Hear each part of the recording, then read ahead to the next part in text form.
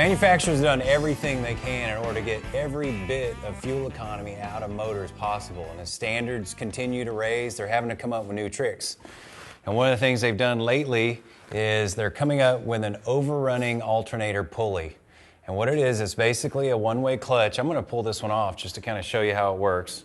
If you look on one side, you've got your bearing, and the other side, there's a spring on this type that locks it up. And like I said, it's a one-way clutch. So what happens is when you're in acceleration or you're pushing the gas on your engine, then you're driving your alternator, charging your battery, charging your system.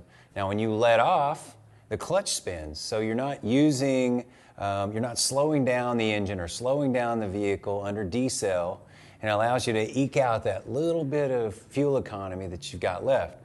Now the problem is, because of the way these were made, they're harder to get off than the normal alternator, and also the pulley wasn't available in the aftermarket. So if you were going to buy the alternator, especially like on an expensive import, you may spend $300, $400, $500 on a new alternator when all you needed was the pulley. Well, OTC has come up with a removal kit.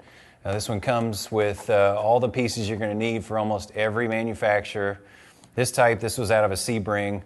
Just a pretty standard octagon nut that you can go into a 1/2-inch socket there. This model we got off a Chrysler Caravan.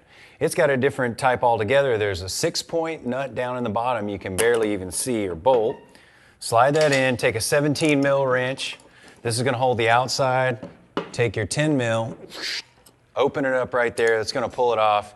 And these are great because you can replace what you need to replace, save your customer a lot of money, make yourself a lot of money instead of ordering the whole part, which makes it look like you don't know what you're doing.